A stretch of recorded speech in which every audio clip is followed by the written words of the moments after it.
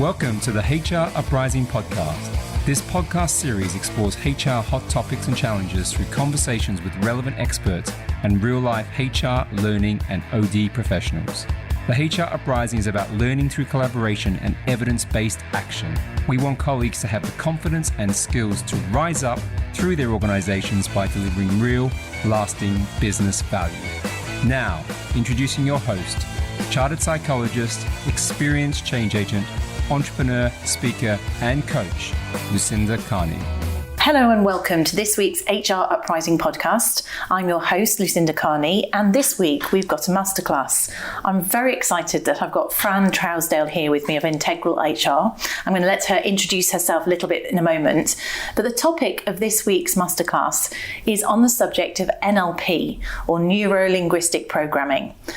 And why I wanted Fran to come and talk about this is that she is one of the best practitioners that I've come across who actually doesn't just treat NLP as a piece of jargon. She actually puts it into action in her HR practice, and that's what we're going to explore. So if you've never heard of it before, don't worry, we'll shed some light on it. Fran's going to lead us through that, but we'll also keep it practical as ever. So she's going to share some examples of how you've used it, right, Fran? Yeah. So over to you, Fran. Will you just introduce yourself a little bit more in terms of your background and the work you do? Of course, yeah. I'm a director of Integral HR and Business Solutions Limited, which is my business. Through that, I'm a bit of a chameleon, so I work through other consultancies like P3 People Management.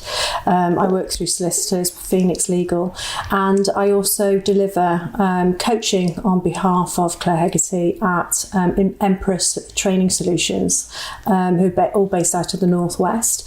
And I'm 19 years in HR and delivering change management projects up to £18 million. I love doing change management projects, but I also love doing strategic and operational HR at all levels, but also working with the solicitors, work with claimants as well, because I think it's nice to remember that there's always a person at the end of a process, and by working with claimants it allows me to keep grounded, to empathise with both employer and employee, to deliver the right solution at the right time. So a wide and varied background, and I know there's a huge number of topics that we could have discussed together, but we honed in on NLP. Of that experience that you've just outlined there, how much of that do you use NLP in, I suppose, consciously, or how does that fit in? Well, it's a bit like learning to drive. If you use NLP, you start to and practice it, then what happens is you start to use it subliminally on an unconscious level. And so wherever I'm talking to people, wherever I'm influencing people, whether it's people in a boardroom or whether it's working with employees, I'm using NLP. I'm using NLP techniques to basically aim for a win-win in any situation.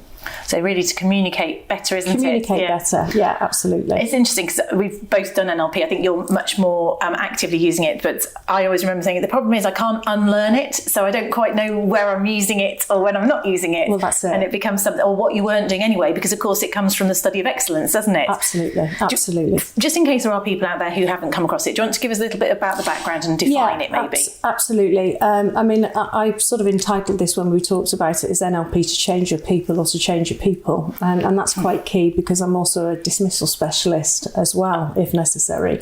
But what is NLP? I use NLP in a HR context to assist me to really get consistent results for the employer and the employee, to put in a level of predictability around what I'm doing, so that, you know, as HR professionals, we're always trying to get cost certainty and closure. So NLP, what is it? It's basically an acronym, as you know. Neuro, meaning nervous system.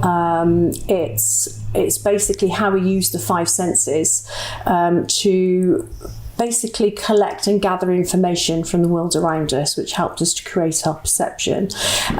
We take all of that information in. So we take, you know, obviously through our eyes, we call that visual.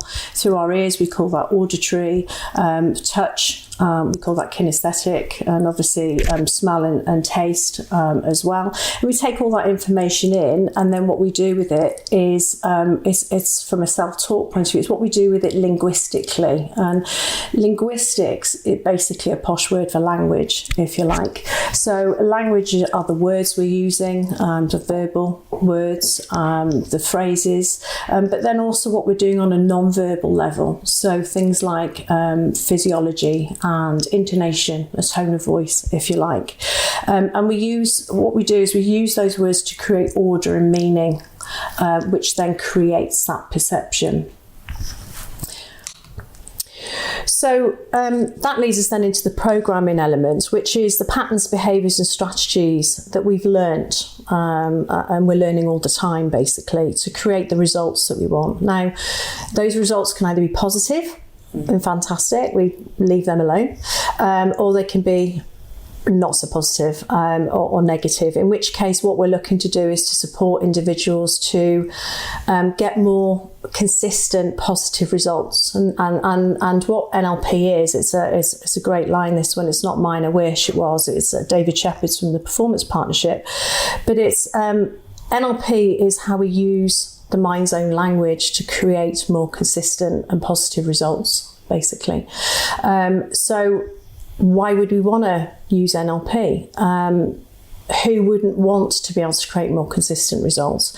Who wouldn't want to be able to be faced with any volatile or challenging situation, which, let's face it, employees can sometimes present, or employers can sometimes present, and not feel that you can create the best possible outcome in that situation or create that win-win? Who wouldn't want to feel more confident as a HR professional to be able to step into any situation and feel that you have the tools and techniques to be able to get that best possible outcome for the individuals concerned? It's a really good point, that, I think, because I think it was once defined to me as being almost the study of excellence, where it's working out what people do well. And quite often we know when things are going wrong, but we might have been doing things well before, but we don't actually know what the difference is. Yeah.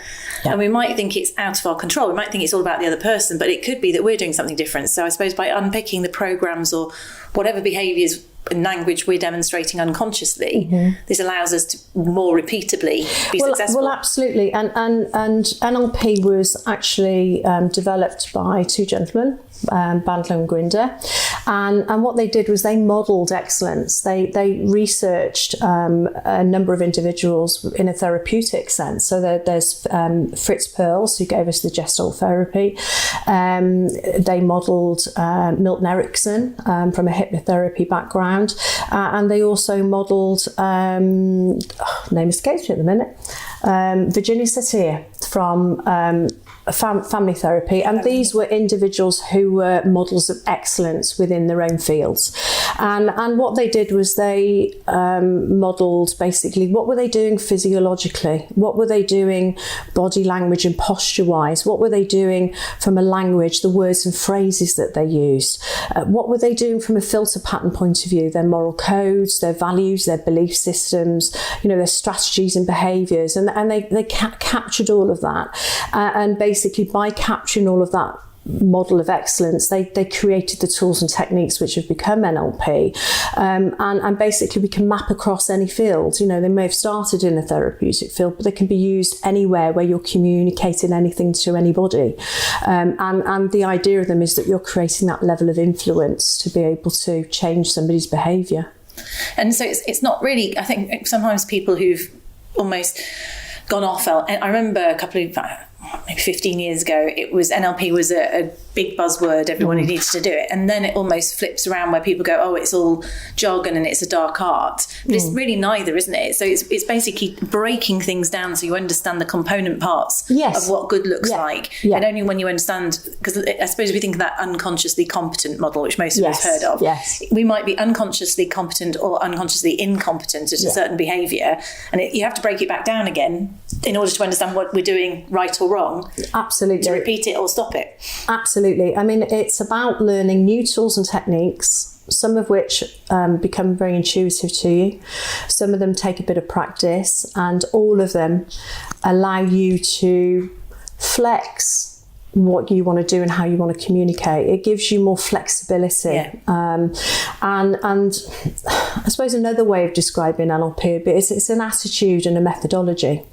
And it's about learning how to model that excellence so that you can call upon it. In any way. Modelling basically meaning copying, aren't it's copying. It's copying. When we do something really exciting that we do when we do the practitioner, for example, is that you break through. We have a breakthrough of a board. It's an actual wooden board, and the idea of it is you create on one side of it all the things that you want on the board, and on the other side of things all the things you don't want on the board, and you break through what you no longer want and what no longer serving you. And it's sort of a bit of a metaphoric unconscious message, really. It's quite exciting to watch people who think initially they can't do it. So it's about creating that attitude, and you watch somebody do it, because you can't break a board until you break the board, if that makes sense. So you learn a style of questions to allow you to model what that person's doing, to allow you to break that board first time. And it's really empowering, because the thing about NLP, you talk about the dark arts, it's all about intent. If you go in from an intent perspective to...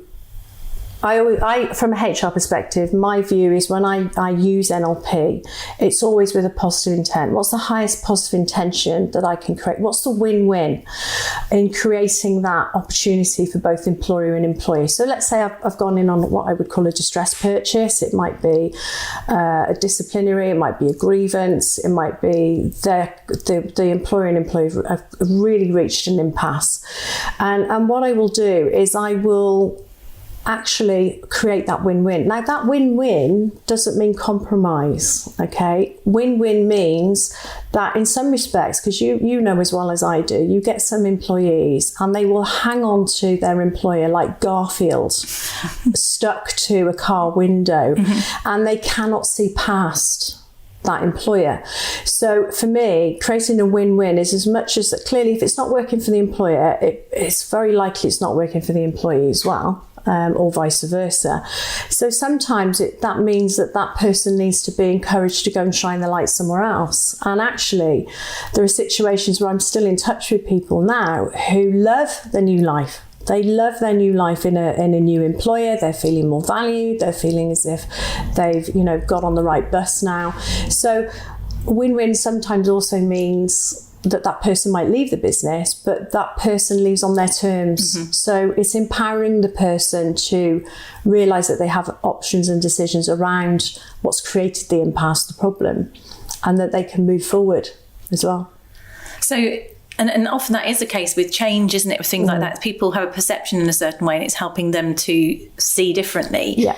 And if you were managing that, if you were using NLP, what types of NLP strategies would you be using in a circumstance like that? Okay, well, first and foremost, the first thing we learn how to do in NLP is to build rapport. And rapport is an openness and trust, basically. It's creating an illusion, if you like, of likeness. Transaction analysis, you can like me, I'm like you, you can like me. And what you're learning to do is to build rapport. So it's techniques on a non-verbal point of view, matching and mirroring physiology and the words and the intonation that the person's using to create that likeness and to create that rapport. And the sooner you can quickly create that mutual trust and confidence between yourself and the individual you're working with, then they're going to open up. They're going to relax. They're going to talk to you more openly about the problem and how it's a problem and what's preventing them. They're going to, if they're in a stuck state. So whether that's an executive from a coaching perspective or whether it's an employee. So you're then going to work with them to initially then use a questioning technique. We use a number of question techniques, two of which are chunking. And the other one is based on the work of Virginia Satir, which is called the meta model. Now, the meta model, for example, will help us to get to the deep root cause of the problem, because I find with some HR professionals is they will concern themselves with the symptoms and continue to try and manage the symptoms of the problem. Whereas if you can work at the root cause, you have the opportunity to remove the root cause. With the chunking questioning techniques, you not only get the root cause, but you also get the highest positive intention. And you might say, well, why will that matter? Well, let's say you're in a mediation situation. You've got two people who are completely polarised and they have a different view. And, you know, I've had an employee say to me, she's a, excuse the expletives, you know, liar. Yeah. And the employer's gone, well, you know, he's, oh my God, I wish he'd, you know, go and work for our competitor. And you have two completely polarised points of view. And so through, you know, chunking people up, you have the opportunity to find the commonality, the highest positive intention. And actually, in some cases, you'll find that they have the same highest positive intention. And therefore, once you've got them reach an agreement on a certain level, you have the ability then to say, well, how else could we do that? To almost laterally move them to a position where we both agree that that's what we want to do. So how else could we do that? And then from there, well, how specifically we'd make that happen, and then chunk them back down in a way that allows them to find a new way of working, or a new way of working together in order to reach a solution. I think that's so very powerful. Yeah, really very powerful. So if someone was wanting to do that, could you give examples of sort of words? Because basically you're chunking up in order to get to a common... Yes. Because often people, they're sort of entrenched in the how or the detail of something. By chunking up, we can get beyond it. Yeah. What might you ask? What sort of questions might you ask? So if you're chunking up and you want to find out the highest possible intention, you would be asking things like, for what purpose? If you ask the question why, you don't know which way they're going to go. You don't know whether they're going to chunk up, you don't know whether they're going to chunk sideways, you don't know whether they're going to chunk down. And when we're talking about a chunk, we're talking about a chunk of information. So you mentioned the word detail there. Some people naturally have... can see the bigger picture more easily than others. Some people work in detail. And actually one person's level of big picture thinking might be someone else's detail. Yeah. Okay, so the idea, particularly, it's really, really useful, particularly if you're doing project work, to make sure that everybody can see the bigger picture. So for what purpose are we doing that, and what will doing that do or give us? Okay, because if everyone sees the bigger picture, then that allows everybody to engage with the process. That's my experience. Yeah. Okay. Then obviously for those people who are big picture, you might want to get them to chunk down in order to get to the detail. Okay, so how specifically, when specifically, where specifically, who specifically.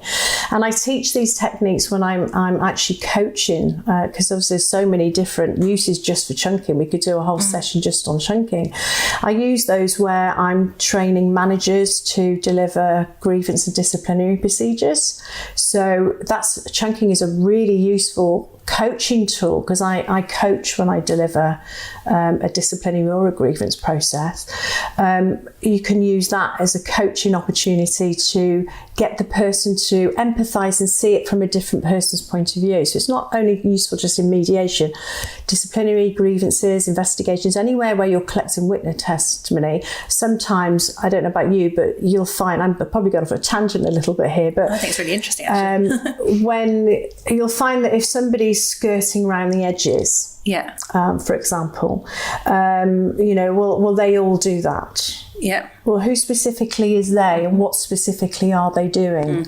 For example, so asking specific questions in order to get to the root cause or the detail is a great opportunity to stop people from using very generic, they all do it, so why can't I? That's another bit of NLP, as a generalisation and distortion, isn't it? So they're kind of overgeneralising, and when it may just be one instance or one person. Yeah, absolutely. What you're referring to there, and one of the things I bring in a lot is what we call the communications model, which is where we describe the fact that, I mentioned from the nervous system point of view, the neuro element, you've got 5 ways that you're collecting information through your senses. There's actually about 12 million bits of information per second coming in to the human body and to the nervous system. We know now that there's probably at least, 6 million through your eyes. I mean, look at the way televisions have gone from a high definition point of view. So you've got all this information coming in, but you can only focus on between 5 and 9 bits of information per second, or chunks of information per second. So that's a lot of information coming in that we have to delete initially, distort based on what we're thinking, and I'll explain that, and delete, distort, and generalisation. Well, deletions might be, oh, where's my keys? And I'm always deleting my keys. And suddenly someone will go, they're in your mouth because you're carrying boxes. Oh, okay. Your glasses on your head. Your glasses on your head. That's a deletion. A distortion might be, and I hear this a lot in mediation. Well, she doesn't like me. She's bullying me. Well, if you make the decision that you're being bullied, then you will filter out any time that person might have said, do you want a coffee? I'm going up to the shop. I'm going to get a coffee. Do you want me to get you one? Or do you want me to get some lunch while I'm out? So it's about using the communications models to explain that to people. If you make that, a good example of a decision would be if you've ever bought a new car. And it's a bit of a phenomenon, but a new car or something you've really liked, and you'll notice that for about 2 weeks after that, you'll see that make and model of car everywhere. And you're like, wow, well, it's not suddenly there's more cars of that make and model on the road. What it is, it's more of that your convincer strategy is kicking in. One of the strategies. We're basically more aware. So you become more aware. That's your convincer strategy. Say, look, that was a good car to buy. Yeah. So if you've made the decision in a HR context of she doesn't like me, I'm being bullied, then the phenomena is that you are going to only pick up cue. Now, is it a negative? That's like halo and horns, isn't it? Yeah. Your manager might just have had a bad day. You don't know whether your manager's lost a parent or something's happened at home and they've come in and they've been a bit snappy. We've all snapped at people that we care about. So sometimes explaining the communication model, and then generalizations they're something we learn. It's basically a learning technique that we all do so that we don't have to relearn how to open doors. We know how to open doors, but generalization is also an example of prejudice. So I use the communications model again in equality training and things like that to explain where prejudice might come from because of the way we filter information. Moral code we might have been brought up with, the filtering things like, moral code from our parents, language that we use, memories that we've created, experiences that we've had, all filter information coming into that, create that perception. So it's there for a positive intent, if you like. It's there to help us and preserve us and keep us sane with all the information around us. But unfortunately, it can, if we're not aware of it, we can use it in ways that restrict us or cause us problems. What we in NLP call limiting beliefs. A good example of that would be you can go on as many training courses as you like to become a good presenter, but if you don't believe you're a good presenter, then you're going to have. You're never going to be able to create that presentation as wow as you could if you believe that you could actually do it. And so NLP is also about acting as if. Modelling is acting as if. So even if you know nothing about the subject, if you act with complete certainty, even though you may not have complete certainty, you will deliver the results. So the results can follow the behaviours as opposed to the other way around.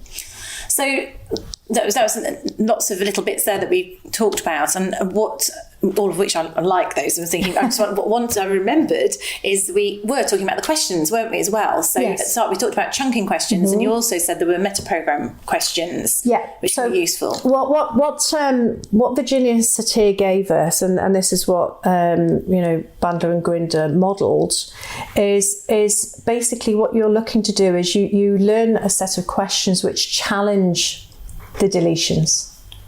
They challenge the distortions and they challenge the generalizations. Okay. So, for example, a good example of that would be, she doesn't like me.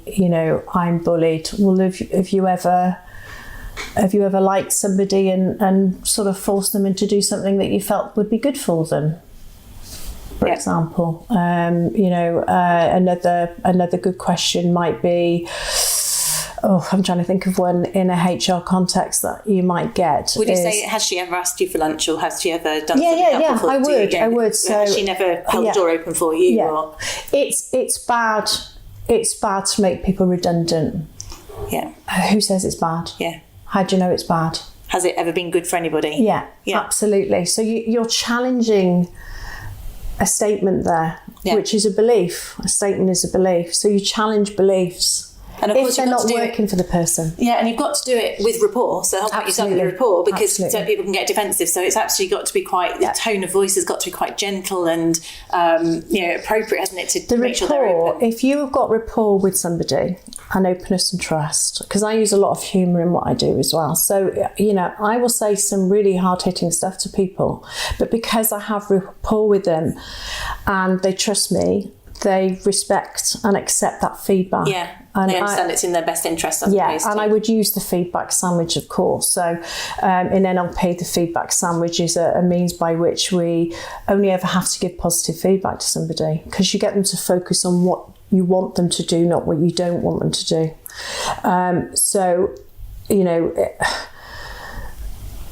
If I were given feedback, I would say something positive and specific about what they've done well. Now, in some situations, it might be, well done, you've turned up for work today. Those people. Well, in these days of the coronavirus, well done. And then what we say to that is, and to make it even better next time, what I want you to do is this. Yeah, arrive 10 minutes earlier. Or arrive 10 minutes earlier and actually be at your desk ready to start working. You wouldn't then focus them on what you don't want. You would say to start working at X amount of time. And if you do that, you then present in a positive way what the benefits or the positive consequences of that. So that's interesting. That's different from the sandwich that some people would have called the SH20 butty. Yeah, exactly. So just to explain that again in terms of that you're actually you're compliment is a specific positive, it must be specific, and then you're saying even better if, and to make it even better, and to make it even better if, and not but, which not is another but, one you can tell us about in a minute. And then the third bit is what? Is basically you're then presenting the positive consequence. And the impact of that will be that we can get going. Yeah, we can get there quicker, which means actually, absolutely, yeah. So you're explaining the positive to that individual of actually changing the behaviour. The and but, do you want to explain that one? I thought that was quite an interesting. Well, yeah, I love this one. It's one of my favourites. If I were to, let's say, husbands always fall into this trap, don't they? If it's fair to say, where the wife will say, so do I look good in this? And I use this as an example because I do work with a lot of blue collar environments, and I'll say, you know that's fraught with danger, whatever you're going to say, don't you? But let's say someone says, do I look good in this? And you say, well, absolutely love that dress, but I'm not sure the shoes go with it. Yeah. As an example. Anything you say before the but is negated. Okay. And that's really important, certainly from giving a feedback perspective. So by changing the word to and, you're keeping the rapport. So if I use the same sentence again,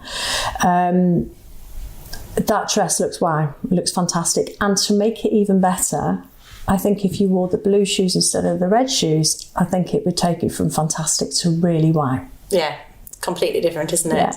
I've also, if you do want to use the word but, I've found because it does negate the first part of the sentence, I've seen people where they can use it where they say something negative about a less positive thing. Yes, absolutely. It works on the opposite. But we can go home. We can go home early. Okay. So we're working through our lunch hour, but that means we can finish it. It's always better to use as clean language as you can. For example, my daughter's a paramedic, for example. So one of the things, and she's an NLP practitioner herself. So whereas it always amazes me why doctors actually install that actually an injection is going to hurt before they give it. It's going to sting, or it's going to scratch, or it's going to do this. So you're now sat there waiting for that. Yeah. Whereas if you actually use it from the point of view of I'm going to give you this injection now, and as soon as I do, you'll start to feel really comfortable. Yeah, the injection itself won't be comfortable. Do you see the difference? Use these techniques for midwives use it a lot. I used to work with a company called One-to-One Midwives, for example, and actually did some management training there. And that's what, hypnosis is within. They use hypnosis a lot in the midwifery, because dad might say, she's really struggling, isn't she? Well, mum's actually in a trance when she's in labour. So the midwife might respond, yes, she's not finding this completely comfortable yet. Mum accepts the suggestion that it's... And yet it's basically it's going to be better in future. Yeah, absolutely. Yeah. Absolutely. Yeah. Yeah. Okay, so we've gone through some mental programs, we've gone through chunking, we've talked about touched on visual, audio, auditory and kinesthetic. Yes. A few other things in terms of language. What else would you think is a particularly useful aspect of NLP that you've used? I'll give you an example. It can be used in any change project, as I say, and from a change project point of view, I don't know about you, but you tend to find people go through, particularly in redundancy situations, they will go through a bereavement cycle. So sometimes working on one-to-one consultation process, it's about supporting that person and helping them to see past the problem being, I'm going to be dismissed. So it's using obviously reframing would be another technique that we use, which is based on the work of Robert Dilts. He's written a fantastic book called Sleight of Mouth, which we read at master practitioner level, and it gives you about 16 or 18 different ways to reframe a problem in order to blow it out of the nervous system, if you like. So reframing is a great way to help somebody move from a current stuck state to a future new state. So an example of that would be, I feel I'm stuck in a rut. Well, fantastic, you sound like you're right on track. Why don't you speed up and really go for it then? Okay. Yeah? Yep. And you're using the same language there in terms of the track and the rut, weren't you, as well? Yes, absolutely. Yeah. So it's about by creating a different context. How jokes are written, any joke that you've heard, and then something's not funny until they change the context or the environment in which it's a mismatch, isn't it? As well, yeah. So there's all sorts of different ways of reframing the problem to allow the person to move past the problem. So I'll give you an example of what I mean. I was asked by one employer to dismiss a young lady. She'd been raped, quite violently raped in the Northwest, and on a night out, and she suffered, as you would expect, quite badly from that, and she was off work for 6 months with it. She'd had a psychosomatic response to it, so she was walking with a stick. She wasn't in a great place. And the employer, having sort of not had her working there for 6 months, realised they could do without the role. But there were other structural changes happening as well. So, and there were other people who were in a redundancy situation. But I went out to see her at home, talked to her, started the process from a consultation point of view. I sort of sat and chat with her, framed it first and foremost, built that rapport with her, and basically explained that what needed to happen and the background to that. So having built the rapport, explained the problem, which was the need to make her role redundant. As you would expect, I then went back in to then start the formal process. As you would expect in that situation, kick me while I'm down, why don't you? You would expect that. And then from there, started to get her reframe, working with her, started to get her to look at it as an opportunity, to start to see it as, not only engaging with the process from a consultation point of view, how could we avoid the need for that dismissal, but also to get her to start to think past and the dismissal as far as what her options were. I did a CV for her. Met with Auntie in the first meeting. I know that's not normal, but I felt that if that's what she needed from a support point of view, hey, there are bigger battles that you can have in a HR point of view. For me, I've never had an issue with having a family member there if that's the support the person needs and it's going to help with the rapport, etc. And as you can imagine, Auntie was a bit feisty, so I'm actually building rapport not only with the young lady concerned, but also with Auntie, to get her to the point where she feels comfortable and recognises that I'm looking to create a win-win for this individual. And then came to do the second consultation meeting on the Thursday, and she rang me on the Wednesday to say, Fran, I've got a job. Oh, wow. Can you release me as soon as possible, please? Now, I was going out on the Thursday anyway, but from an empowerment point of view, she was now driving this process. Yes. And absolutely, yeah, we can get that arranged for you. Still keeps in touch with me, which is lovely. We keep threatening to go for a coffee, if time allows. And she went to work in a local school, got her perfect job. She also talked to her about, she's looking to become a coach herself, to assist people who've been in a similar situation to herself. I think she's got NLP in her timeline to assist her with that.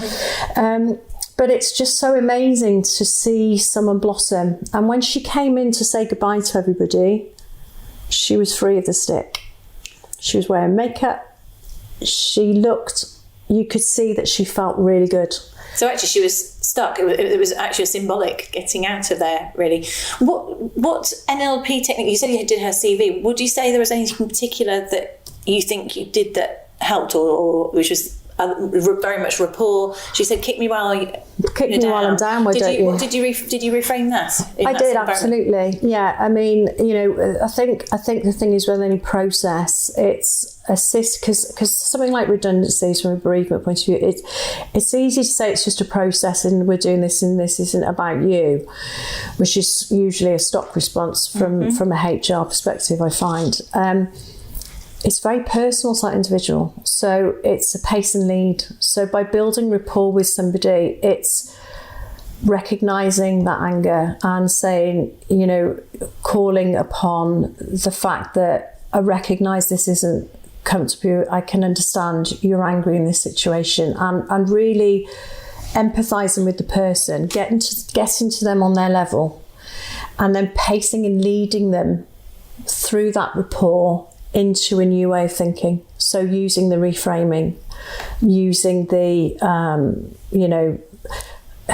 the meta model challenges, if you like, from Virginia Satir to, break down that perception that she has that this is something that's happening to her, to something that she has control of. Yeah.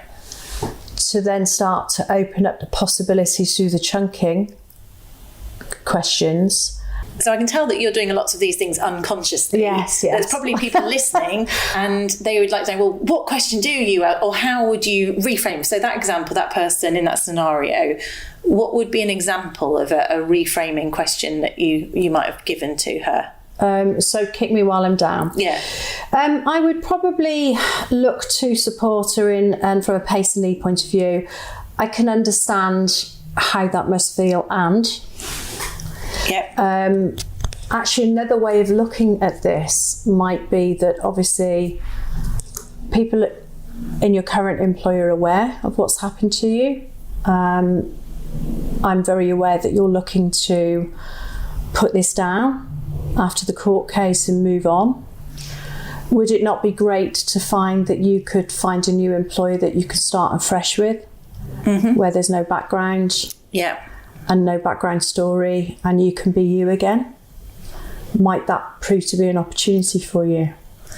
And I can see that's actually what happened for her, isn't it? Yes, absolutely. Absolutely. So it's just looking quite gently over the edge of. So reframing is basically looking at something a different way. Absolutely, and different context. Taking that perspective that you've got on it, and how could it be a good thing? Yes. If it was good, what would be good about it, kind of thing. Because she's in the detail, kick me while I'm down. So a good example of a reframe might be to get us to think of bigger picture. Yeah. In that situation, because obviously the further you're away thinking bigger picture, the less you're away from the detail. And any emotion that's attached to that detail for her, kick me while I'm down. Yeah. So the opportunity to get her to think bigger picture. Okay, so what would you like to be doing then? What are you really, what makes you want to get out of bed in the morning and go, yes, that was a great day? And that, I guess, because you ended up doing her CV, you must have been talking about things and what sort of roles might you go for. Yeah. And I guess, it doesn't mean that role she was in was the perfect role. Also, what would be your dream role type thing? Yes, absolutely. If this was an opportunity, what would it look like? And that's exactly what I did from a reframe point of view, is I got to think in bigger picture. chunking up. So how else could you use those skill sets? So what other opportunities, because we all have transferable skills, it's what other opportunities are there for us to help you to find those type of jobs. It's flipping thinking from being a victim, which of course she had been a victim, and she was applying that thinking to what the can, what are the cans in this situation, even if there's only a few of them. Yes, absolutely. Of them. Absolutely. Very empowering. It's these aren't necessarily NLP frames, but in the school that I've learnt through, we call them frames for success, which is cause and effect is the first one. It's almost like a cornerstone, if you like. And you're either somebody who makes life happen, because that's what successful people do, or you're somebody that life happens to. So it's about taking her from that victim position and putting her back on the side of cause, and in order to say, okay, well, this has happened to me, what can I learn from it to keep myself safe going forward? Yes. Okay. But then from there, so what else can I do, and how else can I embrace what's happened? Because you can't change what's happened to you, no matter how awful. Embrace it, take the learning, move on, and allows you to start to think about forward. And in her case, she wants to use everything she's learnt to help other people, to empower other people. And you do often see people with setting up charities and things like that in that sort of circumstance. It's channeling that energy into something that's positive, that they can, to something unhelpful. Well, okay, I'm mindful of time, so I guess we should perhaps see if there's a couple more little points we can fit into this masterclass, and then perhaps do a summary, shall we? Okay, sure. So again, recapping on what we've covered, we've done lots on questioning, some stuff there on reframing, which is actually really useful. I was thinking how it's quite useful with family as well, with kids.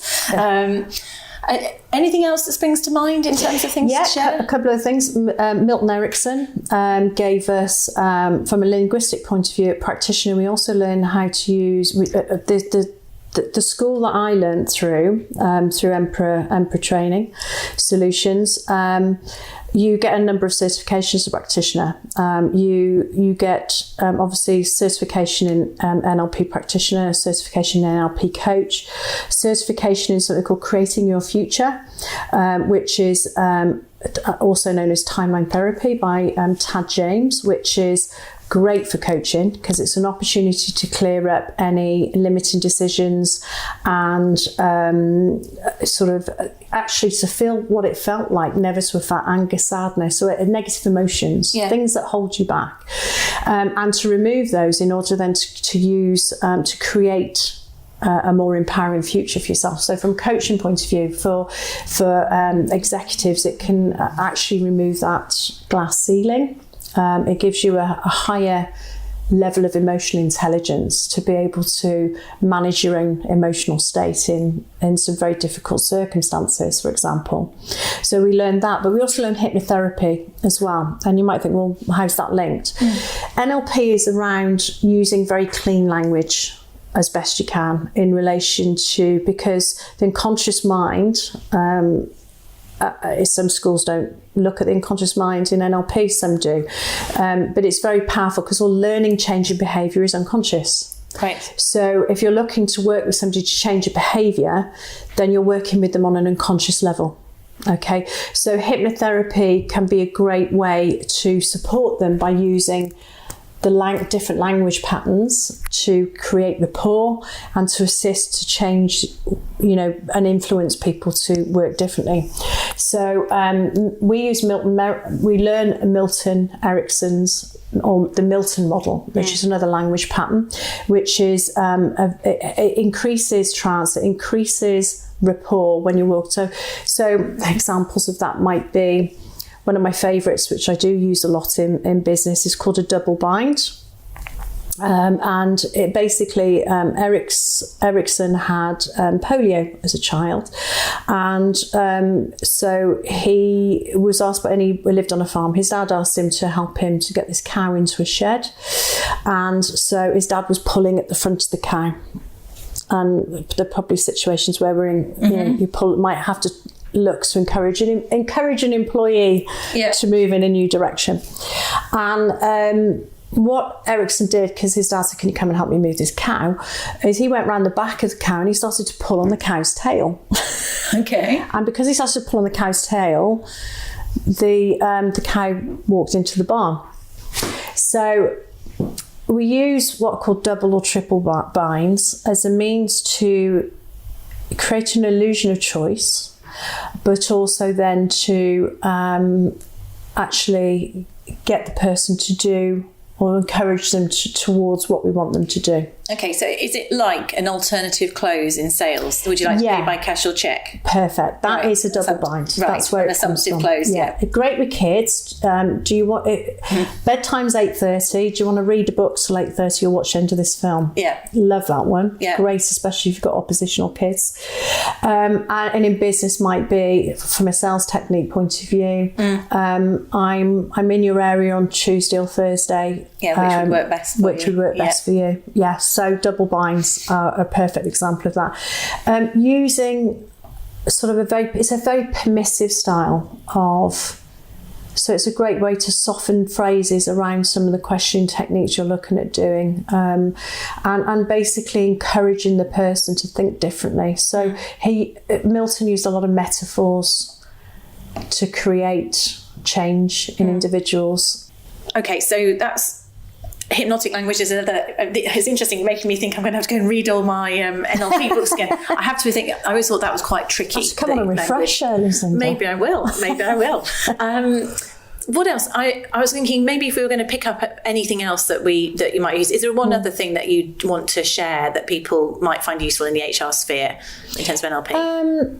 Yeah, there's a great one around the recruitment, which is meta programs. Right. Meta programs are very similar to the MTBI, the Myers-Briggs process, which is, so they're based on the work of Carl Jung in the same way as the psychometric testing profile that I've just mentioned. And just sometimes by changing the questions that you ask at recruitment stage can totally change the type of individual you'll recruit. I'll give you a couple of examples. One isn't mine, but the other one is. The one that isn't mine is a great one that David Shepherd used with the Performance Partnership, where he went in to do some work for SAS, the airlines. Okay. And they had... Not the SAS. No, not the SAS. And they had abysmal customer service at that time. And when he went in to sort of do some work with them, he identified that actually they were recruiting people who were very internal focused, and therefore you might be sat there waving at the back of the plane, arms way above your head trying to get a gin and tonic on the plane, but they'd be really not looking at you and not even noticed you were there. So what he did through the recruitment process was he basically set up a situation where you had to come and present. If you wanted to be a cabin crew, to come and present on any topic of your choice and give that presentation. They weren't listening to the presentation or looking at the person on the stage. What they were doing is watching the audience. So anybody sat there looking at their nails or on their phone and basically, oh God, I need a manicure, they totally ignored, and they would pick the ones who were sat listening, riveted and engaged on the end of their seat, listening to the presentations, because those were the individuals. And as a result of doing that one thing, they totally transformed their customer service. I did a similar thing myself, where I worked for a company, a telesales call centre, and a bit like a schoolroom. So to work on supporting managers to get people to be accountable for their own behaviour, cause and effect. But what I did notice was they were using scripts, and therefore people would get bored because they had high difference. Yeah. They were recruiting people who had high difference and were extroverts, and therefore decided to get themselves busy because they were bored following a script. So that's a meta program where you're attuned more to difference or similarity. Yeah, high difference or similar. Now, what that means is if I'm high difference, I'm going to be the sort of person who doesn't mind hot desking. I'm completely comfortable with coming in and getting involved with different projects. Whereas if I'm high sameness, I might prefer to come in and do the same thing day in. I like the predictability of my day. Yeah, like routine. Yeah. So those people don't lose their keys. The high difference people do lose their keys. They put them in exactly the same place. That would be me. Yeah, every day they know exactly where their keys are. What we did was in the recruitment process, we have a question where you might give somebody, say, 3 or 4 coins, and you might give them 3 2p pieces and a couple of, silver, a 50p piece, 2 50p pieces. And you'll actually ask the question, so what's the relationship between these coins? Now, somebody who's high difference will say, well, okay, they're brown, they're silver, and they'll talk about how the coins are different. Okay, before they might, if they mention it at all, before talking about how the coins are the same. Because it's a spectrum. You might have some people who are high difference, some people who are high difference, then sameness, some people who are high sameness, but then like difference, and some people who are, just sameness. So the sameness person might come in and say, okay, so they're all coins of the realm. They're all money. You can spend them all. They've all got the Queen's head on them, and they'll describe them the same. Okay, so just by putting that one question in, they started to employ people with, high sameness to follow that script. They weren't saying what's the difference. They were just saying what's the relationship. What's the relationship between? That's interesting. Because if you say what's the difference, then obviously you're searching for you're leading yes. for an answer. So what's the relationship between? And as a result of that, as you would expect, they started to recruit people with high sameness. The issues went down. The grievances went down. The gossiping went down. Yeah. The interplay between, because they were happy to stay to script. Yeah, because they were happy to sit and do the script. And it is about understanding what the requirements are for the role you're in. So if you've got something that is highly repetitive in this script, then that person, you're not going to have successful hires if they are different. They're just not going to be as happy, are they? So it's horses for courses. Yeah. It's about finding the right horse for the course you're asking them to run on. And sometimes, it's as much about, you might have somebody who's in the wrong role. And, there's a lot of people who, particularly as companies grow organically, they are usually your most flexible people and ones you'd want to keep, and they've ended up in a role that no one else wants to do. Yeah. And therefore they're unhappy. So sometimes it's a case of re-engaging them and, what makes you tick? What gives you most joy? What makes you want to get out of bed in the morning? Because if you've got people working where they're motivated, then they're going to deliver more for you. They're going to perform better. Absolutely. That's all down to strengths, isn't it? Yeah. Gosh, I think we could carry on and carry on, but all afternoon. We won't. We'll carry on off the tape. Fran, it's been fascinating. Really enjoyed that, and I know there's loads of things we could have covered more on. Maybe we'll have to get you back for a future episode. Excellent. If you've enjoyed what Fran has to say, then obviously please connect with her. Fran, actually, if people want to get in touch with you, how could they get hold of you?